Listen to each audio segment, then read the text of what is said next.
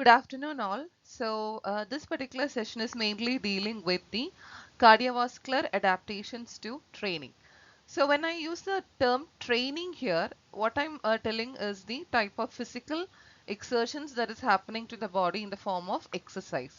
നമ്മൾ എക്സസൈസ് ചെയ്യുമ്പോൾ നമുക്കറിയാം ചെറിയൊരു രീതിയിൽ നമ്മുടെ ഓരോ സെല്ലിനും നമ്മൾ സ്ട്രെയിൻ കൊടുക്കുകയാണ്. ഓക്കെ, അപ്പോൾ ആ ഒരു ഫിസിക്കൽ എക്സസൈസ് റുട്ടീനിൽ നിന്നും നമുക്ക് പ്രൊഡക്റ്റീവ് ആയിട്ടുള്ളൊരു റിസൾട്ട് കിട്ടണമെങ്കിൽ actually our body should get tone to the type of exercise we do.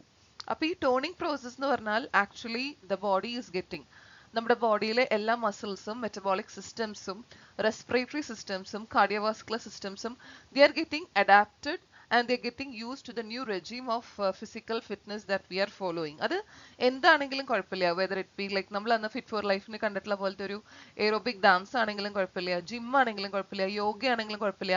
അത് കൺസിസ്റ്റന്റ് ആയിട്ട് ചെയ്യുമ്പോൾ മാത്രമാണ് നമ്മുടെ ബോഡിയിലെ ഓരോ സിസ്റ്റവും അതിനോട് കൂടി അഡാപ്റ്റഡ് ആവുക, ആ ഒരു ട്രെയിനിങ്ങിനോട് അഡാപ്റ്റ് ആവുക. അപ്പോൾ ഇപ്പോൾ നമ്മുടെ സിലബസിൽ നമ്മൾ ഇപ്പോൾ വെയിറ്റേജ് കൊടുക്കുന്ന ഒരു പോർഷൻ എന്ന് പറയുന്നത് ആ ഒരു point is cardiovascular adaptation to training. So how is the heart getting adjusted or adapted in a very body efficient way to the training exercise that we do? So we have to first understand the difference between chronic changes and acute changes. Chronic means like നമ്മൾ സ്ഥിരമായിട്ട് ചെയ്യണം. Like chronic changes are actually adaptations that occur as a result of long-term training. Chronic adaptations occur at both the cardiorespiratory system level as well as the muscle site. Acute changes are the changes that occur as a result of one-off sessions. That is, each time you undertake exercise. Simple ആയിട്ടുള്ള ലാംഗ്വേജിൽ പറയുകയാണെങ്കിൽ chronic changes എന്ന് പറയുന്നത് നമ്മളൊരു type exercise നമ്മൾ continuously ചെയ്യാണ് for at least 6 weeks. അതായത് ഒരു 2-3 ടൈം ഒരു ആഴ്ച ചെയ്തിട്ട് അങ്ങനെ 6 ടൈംസ് 6 വീക്ക് വരെ കണ്ടിന്യൂസ് ആയിട്ട് ഒരു ലാപ്സ് ഇല്ലാണ്ട് ചെയ്യുമ്പോഴാണ് നമ്മുടെ ബോഡിയിൽ ക്രോണിക് ആയിട്ടുള്ള ചേഞ്ചസ് കാണാൻ പറ്റുക. നമ്മുടെ ബോഡിയിൽ ഈ ഒരു എക്സസൈസ് ആയിട്ട് നമ്മുടെ ബോഡി സിസ്റ്റംസ് അഡാപ്റ്റഡ് ആകുക. ആ ഒരു അഡാപ്റ്റേഷൻ എന്ന് പറയുന്നത് പെർമനന്റ് അഡാപ്റ്റേഷൻ ആയിരിക്കും. Okay, so chronic changes always lead to well enhanced adaptations of each and every systems of the body. While acute changes എന്ന് പറയുന്നത് നമ്മൾ മാസത്തിൽ ഒരിക്കലോ അല്ലെങ്കിൽ 2 ആഴ്ചയിൽ ഒരിക്കലോ ഒരു കുറച്ച് എക്സസൈസ് ചെയ്തെന്ന് വെച്ചിട്ട് nothing is going to happen to our body. അതിന് ഒരു റിസൾട്ട് കിട്ടാൻ വളരെ ബുദ്ധിമുട്ടാണ്. എന്നാൽ പോലും അക്യൂട്ട് ചേഞ്ചസ്, ചെറിയ രീതിയിലുള്ള ഒരു ചേഞ്ചസ്, വളരെ ചെറിയ രീതിയിലുള്ള ഒരു അഡാപ്റ്റേഷൻസ് അക്യൂട്ട് എക്സസൈസ് സെഷൻസിലും നമുക്ക് ലഭിക്കുന്നതാണ്. പക്ഷെ ഒരിക്കലും നമുക്ക് അക്യൂട്ട് ചേഞ്ചസും ക്രോണിക് ചേഞ്ചസ് ആയിട്ട് കമ്പയർ ചെയ്യാനേ പറ്റില്ല. If you want to get a very fruitful result we have to do something consistently. ആ കൺസിസ്റ്റന്റ്ലി പറയുന്ന ഒരു ഭാഗമാണ് ക്രോണിക് ചേഞ്ചസ്. ഓക്കെ, ഇനി chronic adaptations. When we discuss chronic adaptations to training, we are assuming that the training has been occurring for a minimum of 6 to 8 weeks. അങ്ങനെ at least 3 sessions per week. നമ്മൾ ആഴ്ചയിൽ 3 sessions എടുക്കുക. അങ്ങനെ ഒരു 6 ആഴ്ചയെങ്കിലും നമ്മുടെ body trained ആകുകയാണെങ്കിൽ മാത്രമാണ് chronic adaptations എന്ന് പറഞ്ഞിട്ടുള്ള ഒരു സംഭവം സ്വിച്ച് ഓൺ ആകുള്ളൂ നമ്മുടെ ബോഡിയിൽ. ഓക്കെ, സോ അതായത് നമ്മൾ സാധാരണക്കാരുടെ ഭാഷയിൽ പറഞ്ഞു കഴിഞ്ഞാൽ ഇപ്പോൾ നമ്മളിപ്പോൾ 1 കിലോമീറ്റർ നടന്ന് തുടങ്ങിക്കഴിഞ്ഞാൽ make it practice to do it every day. നമുക്ക് 1 കിലോമീറ്റർ നടക്കാൻ പറ്റിയില്ലെങ്കിലും കുഴപ്പമില്ല, 1/2 കിലോമീറ്റർ എങ്കിൽ 1/2 കിലോമീറ്റർ എല്ലാ ദിവസവും നടക്കുമ്പോൾ ആ ഒരു കൺസിസ്റ്റൻസി കാരണം ആ body each and every systems of A body will get adapted. നമ്മളിപ്പോ പെട്ടെന്ന് സ്റ്റെപ്പ് കയറുമ്പോൾ കിതയ്ക്കുന്നതും അല്ലെങ്കിൽ വല്ലാത്തൊരു എന്താ പറയുക ഹെക്ടിക് ടാസ്ക് ചെയ്യുമ്പോൾ പെട്ടെന്ന് ടയേർഡ് ആകുന്നതും simply because our body is not adapted to it. So we have to start a small bit of exercise regime. അതാണ് ബേസിക്കലി ഈ ഒരു ചാപ്റ്ററിൽ നിന്ന് നമുക്ക് കിട്ടാൻ പോകുന്ന ഒരു output. Okay, now chronic adaptation എന്തുകൊണ്ടാണ് ഇമ്പോർട്ടൻറ്റ്? കാരണം നമ്മളിപ്പോൾ അത്ലറ്റിക് പോയിന്റ് ഓഫ് വ്യൂവിൽ പറയാനാണെങ്കിൽ what if the athlete was trained less than this? കാരണം അത്രയും ട്രെയിൻഡ് അല്ലെങ്കിൽ, അതായത് ഇപ്പോൾ ഒരു ക്രോണിക് ട്രെയിനിങ് അദ്ദേഹം കാഴ്ചവെച്ചിട്ടില്ലെങ്കിൽ definitely it's going to effect his performance അല്ലേ? സോ ക്രോണിക് അഡാപ്റ്റേഷൻസ് എടുത്തു കഴിഞ്ഞാൽ അല്ലെങ്കിൽ ക്രോണിക് അഡാപ്റ്റേഷൻസിനോട് നമ്മുടെ ബോഡി സ്വിച്ച് ഓൺ ചെയ്ത് കഴിഞ്ഞു കഴിഞ്ഞാൽ നമുക്ക് കാണാൻ പറ്റുന്ന ഒരു ചേഞ്ച് എന്ന് പറയുന്നത് the chronic adaptations can be seen either at rest or during the sub maximal work or during the maximal work. അതായത് നമ്മളിപ്പോൾ റെസ്റ്റിലാകുമ്പോൾ നമ്മുടെ ഹാർട്ട് റേറ്റ് ഡിഫറെൻ്റ് ആണ്. ഓക്കെ, നമ്മൾ എക്സസൈസ് ചെയ്യുമ്പോൾ നമ്മുടെ ഹാർട്ട് റേറ്റ് ഭയങ്കരമായിട്ട് കൂടും. ആ എക്സസൈസിന്റെ പീക്കിലെത്തുമ്പോൾ അൾട്ടിമേറ്റ് ആയിരിക്കും നമ്മുടെ ഹാർട്ട് റേറ്റ്. അത് നമ്മൾ വല്ലപ്പോഴും എക്സസൈസ് ചെയ്യുമ്പോഴാണ്. ഒരാൾ കൺസിസ്റ്റന്റ് ആയിട്ട് എക്സസൈസ് ചെയ്യുകയാണെങ്കിൽ, അത് ഏത് ടൈപ്പ് എക്സസൈസ് ആണെങ്കിലും ആ കൺസിസ്റ്റൻസി മെയിൻറ്റെയിൻ ചെയ്തിട്ട് അറ്റ്ലീസ്റ്റ് ഒരു 2 months കണ്ടിന്യൂസ് ആയിട്ട് ചെയ്യുകയാണെങ്കിൽ അവരുടെ ഹാർട്ട് റേറ്റ് വലിയൊരു രീതിയിൽ വേരി ചെയ്യില്ല. അവർ റെസ്റ്റിലാവുമ്പോഴും സബ് മാക്സിമൽ വർക്ക്, അതായത് ഒരുവിധം നന്നായി എക്സസൈസ് ചെയ്യുമ്പോഴും ഏറ്റവും നന്നായി എക്സസൈസ് ചെയ്യുമ്പോഴും വലിയൊരു ഡ്രാസ്റ്റിക് ഡിഫറൻസ് അവരുടെ ഹാർട്ട് റേറ്റിൽ ഉണ്ടാവില്ല. Why? Because chronic adaptation switch on ആയി കഴിഞ്ഞു. Their body is perfectly toned, their cardiovascular system is perfectly adapted to the exercise they have been following. Okay, പിന്നെ ക്രോണിക് അഡാപ്റ്റേഷൻസ് എന്ന് പറയുമ്പോൾ it totally depends upon the type of exercise that we do. Like aerobic ആണോ അല്ലെങ്കിൽ anaerobic ആണോ, നമ്മൾ എത്രമാത്രം ഫ്രീക്വൻസിയിൽ ആ ഒരു പർട്ടിക്കുലർ എക്സസൈസ് ഒരാഴ്ച ചെയ്യുന്നുണ്ട്. പിന്നെ ഡെഫിനറ്റ്ലി ഇൻഡിവിജ്വൽസ് കപ്പാസിറ്റി. നമ്മൾ പറയും എത്ര ഓടിയിട്ടും തടി കുറയുന്നില്ല അല്ലെങ്കിൽ വയറ് കുറയുന്നില്ല. ഡെഫിനറ്റ്ലി കുറയും, ഓവർ വെയിറ്റ് ആണെങ്കിലും ഒബീസ് ആണെങ്കിലും. എന്നാൽ പോലും ആ കുറയുന്ന റേറ്റ് അല്ലെങ്കിൽ ആ ഒരു ക്രോണിക് അഡാപ്റ്റേഷൻ സ്റ്റാർട്ട് ആകാനുള്ള ഒരു സമയം എന്ന് പറയുന്നത് it also depends upon the hereditary factors, that is your genetic makeup. Now, aerobic training. The minimum period for chronic adaptations to occur is 6 weeks, as we saw from the previous slides. Adaptations from aerobic training can occur mainly at 2 sites. First is the muscle site and second is the cardiovascular system. അപ്പോൾ ഇവിടെ ഞാൻ വീണ്ടും പറയാൻ ആഗ്രഹിക്കുന്നത് acute ട്രെയിനിങ്ങും acute അഡാപ്റ്റേഷനും chronic അഡാപ്റ്റേഷനും തമ്മിലുള്ള difference ആണ്. Chronic adaptation എന്ന് പറയുന്നത് ആ അഡാപ്റ്റേഷൻ മസിലിലും കാർഡിയോവാസ്കുലർ സിസ്റ്റത്തിലും സ്ഥായി ആയിട്ട് കാണും. അക്യൂട്ട് ആണെങ്കിൽ നമ്മൾ എപ്പോഴാണ് എക്സസൈസ് ചെയ്യുന്നത് അപ്പം മാത്രമേ നമുക്ക് കാണാനായിട്ട് പറ്റുള്ളൂ. Cardio respiratory adaptation from aerobic training. Chronic cardio and respiratory changes do happen if we are doing something very consistently. So അങ്ങനെ കൺസിസ്റ്റന്റ് ആയിട്ട് ചെയ്യുകയാണെങ്കിൽ it is actually toning each and every arteries, veins, capillaries, muscles of the body. അങ്ങനെ exercise ചെയ്യുന്നത് വഴി യാതൊരുവിധ ബ്ലോക്കേഡും നമ്മുടെ ബോഡിയിൽ ഉണ്ടാവാതിരിക്കാൻ ഒരുവിധം ഉറപ്പ് കിട്ടുന്ന ഒരു വസ്തുതയാണ്. So this is going to decrease our chance of developing heart disease and heart problems. Chronic adaptations to aerobic training. First is cardiac hypertrophy. That is the increased ventricular volume. ഇത് നമുക്ക് രണ്ട് രീതിയിൽ നമുക്ക് ഇതിനെ ഇന്റർപ്രറ്റ് ചെയ്യാനായിട്ട് പറ്റും. നമ്മളിപ്പോൾ ഗൂഗിളിൽ കാർഡിയക് ഹൈപ്പർട്രോഫി എന്ന് പറഞ്ഞു കഴിഞ്ഞാൽ നമുക്കറിയാം നമ്മുടെ ഹാർട്ടിന് 2 ഓറിക്കിൾസും 2 വെൻട്രിക്കിൾസും ആണ് ഉള്ളത്. രണ്ടെണ്ണം ലെഫ്റ്റ് സൈഡിൽ, രണ്ടെണ്ണം റൈറ്റ് സൈഡിൽ. ഓക്കെ, നമ്മളിവിടെ പറയാൻ പോകുന്നത് ലെഫ്റ്റ് വെൻട്രിക്കിളിനെ കുറിച്ചാണ്. ഓക്കെ, സാധാരണ ആൾക്കാർക്ക് ലെഫ്റ്റ് വെൻട്രിക്കിൾ ലൈക്ക് ഒരു സ്റ്റാൻഡേർഡ് തിക്നെസ് ഉണ്ടാവും ഹാർട്ടിന്റെ ചേംബേഴ്സിന്, വോള്യൂമും ഉണ്ടാവും.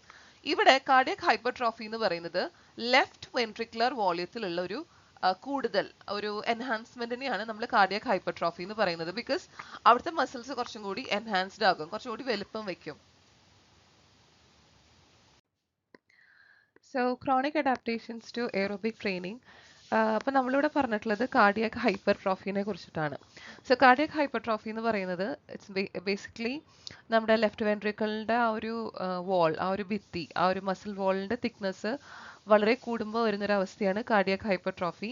അത് നമുക്ക് നോൺ അത്ലറ്റിക് ആയിട്ടുള്ള ആൾക്കാരെ സംബന്ധിച്ചിടത്തോളം it is a very deadly risk factor, making them more prone to cardiac diseases and sudden death.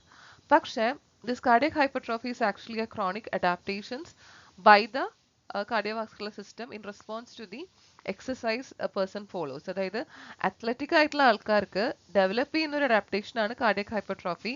Because വെൻട്രിക്കിളിന്റെ വോള്യൂം ഭയങ്കരമായിട്ട് കൂടുമ്പോൾ അത്രയും ബ്ലഡ് അതിനെ റീറ്റെയിൻ ചെയ്യാൻ പറ്റുമ്പോൾ it's definitely going to increase by adding more oxygen to the tissues and removal of waste products ഭയങ്കര റാപ്പിഡായിട്ട് നടക്കും, മെറ്റബോളിസം ബൂസ്റ്റപ്പ് ചെയ്യും. And this is a blessing and a boon only to the athletes. അത് നിങ്ങൾ cardiac hypertrophy രണ്ട് രീതിയിൽ interpret ചെയ്യേണ്ട ഒരു കാര്യമാണ്. നെക്സ്റ്റ് എന്ന് പറയുന്നത് increased capillarisation of the heart muscle.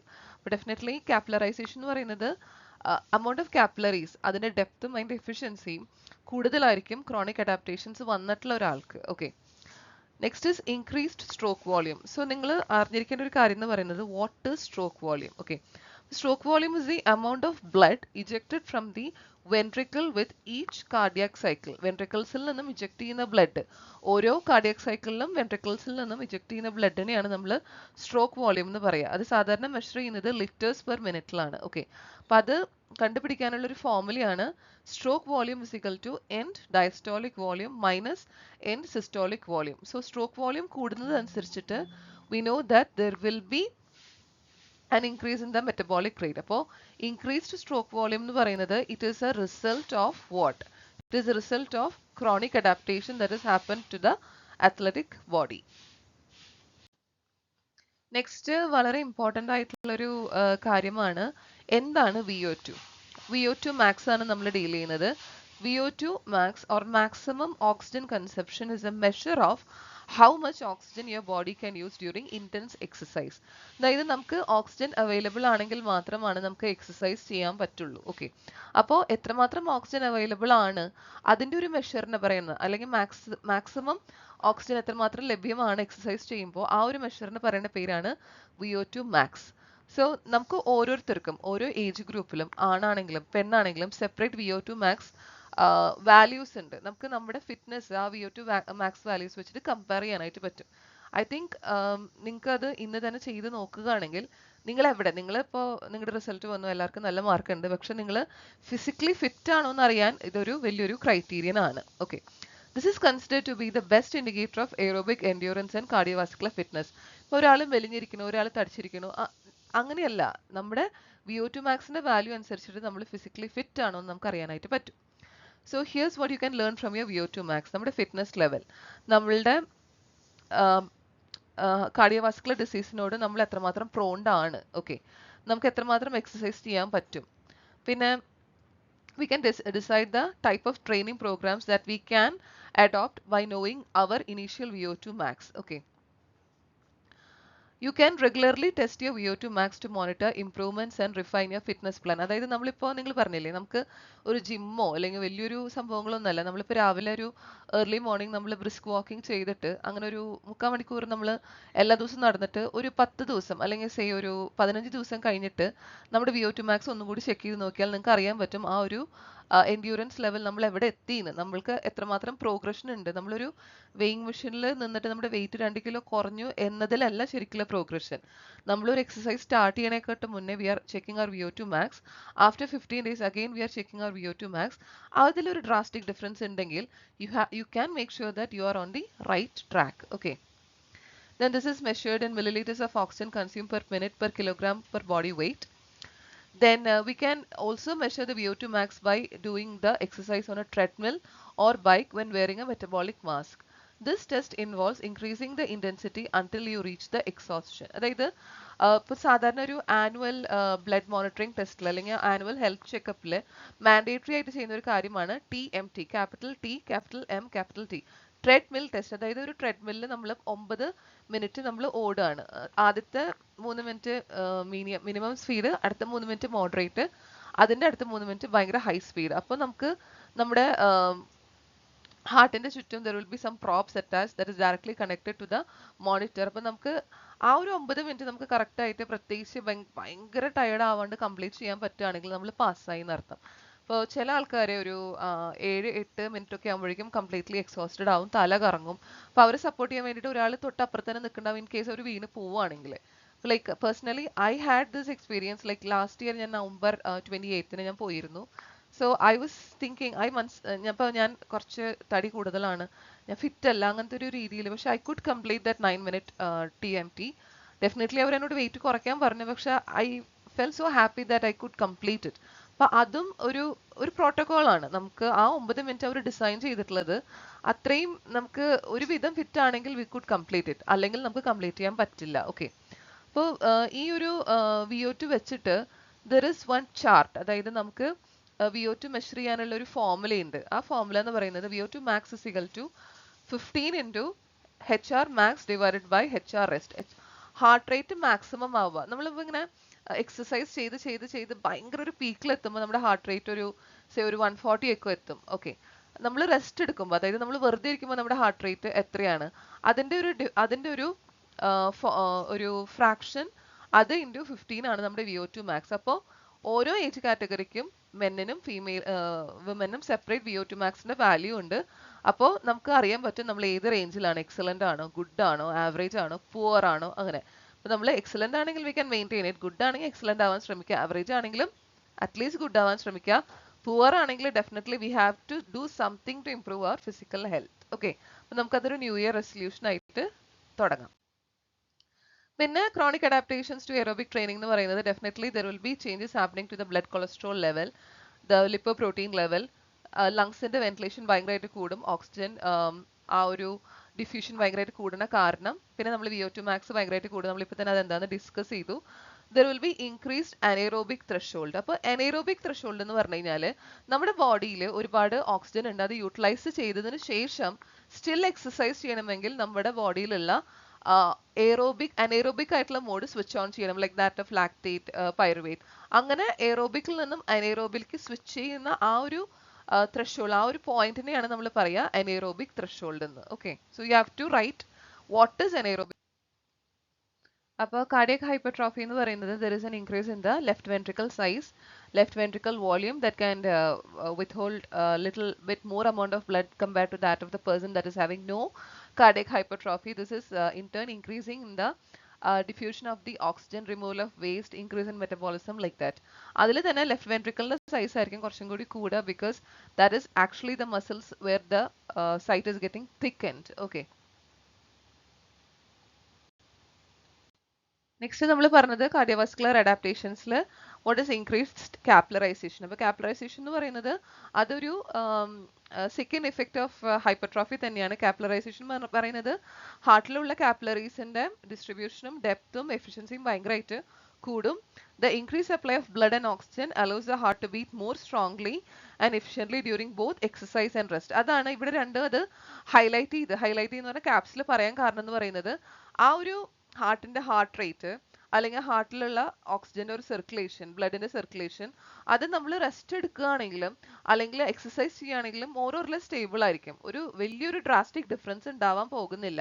കാരണം കാപ്പിലറൈസേഷൻ വഴി കാപ്പിലറീസിന്റെ ഡെപ്തും എഫിഷ്യൻസി കൂടുന്നത് കൊണ്ട് കൂടി there will be an adaptation that is happening to the body. Okay, അതായത് ഒരു അത്ലറ്റിന്റെ മസിൽസ്, അത്ലറ്റിന്റെ കാർഡിയോവാസ്കുലർ സിസ്റ്റം എന്ന് പറയുന്നത് ഒരു ഫിസിക്കലി വെൽ ടോൺഡ് ആയിരിക്കും. അയാൾ എങ്ങനെയാണെങ്കിലും എക്സസൈസ് ചെയ്യുമ്പോൾ മാത്രമല്ല എപ്പോഴാണെങ്കിലും. ഓക്കെ, അതുവഴി ഹീസ് എ ഗുഡ് അത്ലറ്റ്. ആ ഒരു ഫെയിം, ആ ഒരു പവർ മാത്രമല്ല, he's also having a very good health benefit because that is decreasing his chances of getting a heart attack. പിന്നെ നമ്മൾ സ്ട്രോക്ക് വോളിയത്തിനെ കുറിച്ച് പറഞ്ഞു. So stroke volume is the amount of blood pumped per beat.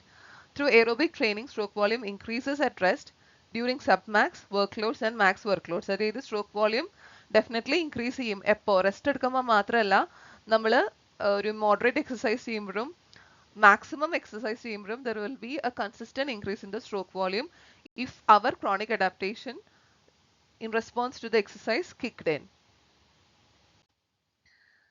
ഇതെന്ന് പറയുന്നത് next cardiovascular adaptation എന്ന് പറയുന്നത് lower resting heart rate. എനിക്ക് തോന്നുന്നു നമ്മുടെ ക്ലാസ്സിൽ വിസ്മയാന്ന് തോന്നുന്നു പറഞ്ഞത് അത്ലറ്റ്സിന്റെ അല്ലെങ്കിൽ സ്പോർട്സ് പേഴ്സൺസിന്റെ ഹാർട്ട് റേറ്റ് ഭയങ്കരമായിട്ട് കുറവായിരിക്കും, ലൈക്ക് ദാറ്റ് ഓഫ് 58 അല്ലെങ്കിൽ 60s ആയിരിക്കും. നമുക്കറിയാം നമ്മുടെ നോർമൽ ഹാർട്ട് റേറ്റ് എന്ന് പറയുന്നത് 72 ആണ്. അതൊരിക്കലും 60ക്ക് താഴെ പോയിട്ടില്ല unless we are having some pressure differences or stress അല്ലെങ്കിൽ കിടക്കുക, ഓടുക, അങ്ങനത്തെ കാര്യങ്ങളിലല്ലാണ്ട് ഫിസിക്കലി ഫിറ്റ് ആയിട്ട് ഒരിക്കലും അതിന്റെ ഭാഗമായിട്ട് നമ്മുടെ ഹാർട്ട് റേറ്റ് 60യുടെ താഴത്തേക്ക് പോയിട്ടില്ല.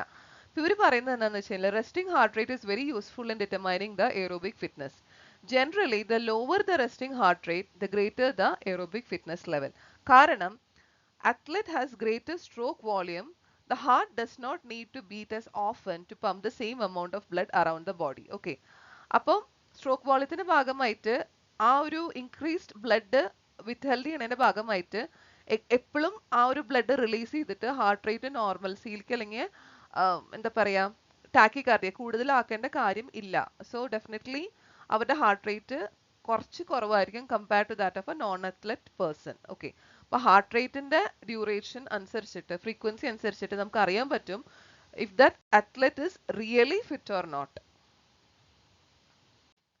വേറൊരു രസകരമായിട്ടുള്ള വസ്തുത എന്ന് പറയുന്നത് ഇംപ്രൂവ്ഡ് ഹാർട്ട് റേറ്റ് റിക്കവറി. അതായത് ഹാർട്ട് റേറ്റ് റിക്കവറി എന്ന് പറയുന്നത് ഒരു വലിയൊരു അസുഖം വന്നിട്ടുള്ള റിക്കവറി അല്ല. നമ്മൾ ഓടുമ്പോൾ നമ്മൾ ആ ഓട്ടം കഴിഞ്ഞ് കഴിഞ്ഞ ശേഷം നമ്മൾ ഭയങ്കരമായിട്ട് കിതയ്ക്കും. ഓക്കെ, അത്ലറ്റ്സും ഡെഫിനറ്റ്ലി കിതയ്ക്കും, they will also become tired. പക്ഷെ അവർ പെട്ടെന്ന് തന്നെ അവരുടെ ഹാർട്ട് റേറ്റ് നോർമൽസിയിലേക്ക് വരും. ഓക്കെ, കാരണം അവർ ഓടുമ്പോഴും അവരുടെ ഹാർട്ട് റേറ്റിൽ ഒരു ഭയങ്കര ഒരു ഡിഫറൻസ് വരുന്നില്ല. അതുകൊണ്ട് തന്നെ പെട്ടെന്ന് തന്നെ നോർമൽസിയിലേക്ക് വരും. നമ്മളെ പോലെയല്ല. The heart rate of an athlete will return to normal, അതായത് pre exercise level, quicker than the untrained person. Next is the increased cardiac output, that is denoted by capital Q at maximum workloads. Cardiac output is the amount of blood pumped by the heart per minute. Q remains unchanged at rest and even during the sub-max work, regardless of how hard you train. So during the maximum exercise, Q may increase up to 30 liters per minute for highly trained athletes. So Q എന്ന് പറയുന്നത്, it is the increased cardiac output. അത് ഒരു actually the amount of blood pump by the heart ആണ് Q. അതിലും drastic ആയിട്ടുള്ള ഒരു difference റെസ്റ്റിലും moderate എക്സസൈസിലും ട്രെയിൻഡ് ആയിട്ടുള്ള അത്ലറ്റ്സിൽ കാണുന്നില്ല. ബട്ട് ഡെഫിനറ്റ്ലി വളരെ ഇന്റൻസ് എക്സസൈസ് ആണെങ്കിൽ Q may increase up to 30 liters for highly trained athletes. ഈ ഒരു വാല്യൂ ഇമ്പോർട്ടൻ്റ് ആണ്, കാരണം നമ്മളെ സംബന്ധിച്ചിടത്തോളം നമ്മുടെ കാർഡിയക് ഔട്ട്പുട്ട് റെസ്റ്റിലാണെങ്കിൽ ഒന്ന്, മോഡറേറ്റ് എക്സസൈസിലാണെങ്കിൽ ഒന്ന്, ഹൈ ഇന്റൻസിറ്റി എക്സസൈസിലാണെങ്കിൽ നമുക്ക് ചിന്തിക്കാൻ പോലും പറ്റില്ലാത്ത ഡിഫറൻസ് ഉണ്ട്, which should not happen when we are completely adapted to a particular exercise regime. Next cardiovascular adaptation എന്ന് പറയുന്നത്, നമുക്കറിയാം നമ്മുടെ 120/80 സിസ്റ്റോളിക് ഡയസ്റ്റോളിക് പ്രഷർ നോർമൽസി. അപ്പോൾ ഇവിടെ അവർക്ക് ഉണ്ടാവുന്നത് ലോവർ ബ്ലഡ് പ്രഷർ ആണ്. Both systolic and diastolic blood pressure may decrease during rest and exercise. This helps by reducing the resistance to blood flow and reduces the strain of the heart. അതായത് സാധാരണ ഒരു ആൾക്കാരുടെ പോലെ 120/80നേക്കാളും comparatively വളരെ കുറവായിരിക്കും. വളരെ കുറവെന്ന് പറഞ്ഞാൽ definitely not go beyond 100 and beyond like 60. എന്നാലും comparatively their systolic and diastolic pressure will be on the lower side. കാരണം ഇപ്പോൾ ഈ പറഞ്ഞ പോലെ തന്നെ ഏത് ടൈപ്പ് പ്രഷർ ആണെങ്കിലും, സിസ്റ്റോളിക് ആണെങ്കിലും ഡയസ്റ്റോളിക് ആണെങ്കിലും, it is actually the blood vessel impinging on the capillaries of the heart. അപ്പോൾ ആ ഒരു സ്ട്രെയിൻ കമ്പാരിറ്റീവ്ലി കുറഞ്ഞ രീതിയിലായിരിക്കും അത്ലറ്റ്സിന്റെ സിസ്റ്റോളിക് ആൻഡ് ഡയസ്റ്റോളിക് പ്രഷറിന്റെ വാല്യൂവിൽ നിന്ന് നമുക്ക് മനസ്സിലാക്കാൻ പറ്റുന്ന ഒരു ഫാക്ട് എന്ന് പറയുന്നത്. ഓക്കെ, പിന്നെ കാർഡിയോവാസ്കുലർ അഡാപ്റ്റേഷൻസിന്റെ ഫൈനൽ എന്ന് പറയുന്നത് നമ്മുടെ ബ്ലഡ് പാരാമീറ്റേഴ്സിലുള്ള ലിപ്പിഡ് പ്രൊഫൈലിൽ വരുന്ന മാറ്റങ്ങളാണ്. Regular aerobic training may result in decrease in blood cholesterol level, triglycerides and LDLs, low density lipoprotein. These substances are important in fighting heart disease. അതേസമയം ഹൈ ഡെൻസിറ്റി ലിപ്പോപ്രോട്ടീൻ എന്ന് പറയുന്നത് good lipoprotein complexes ആണ്. അതിന്റെ amount chronic adaptations വഴി cardiovascular സിസ്റ്റത്തിന്റെ ആ ഒരു എന്താ പറയാ പ്രൊലോങ്ഡ് ആയിട്ടുള്ള എക്സസൈസിനോട് കാണിക്കുന്ന അഡാപ്റ്റേഷൻസിന്റെ ഭാഗമായിട്ട് HDL എമൗണ്ട് കൂടുതലായിരിക്കും, കൂടിക്കൊണ്ടിരിക്കും, which is actually protecting ourselves from the heart disease. ഇതാണ് കാർഡിയോവാസ്കുലർ അഡാപ്റ്റേഷൻസ് ടു എക്സസൈസ്. അപ്പോൾ ഈ ഒരു PPT ഈ ക്ലാസ്സും എന്തായാലും ഫോളോ ചെയ്യണം. ഫോളോ ചെയ്തിട്ടുണ്ടെങ്കിൽ thank you so much. Okay.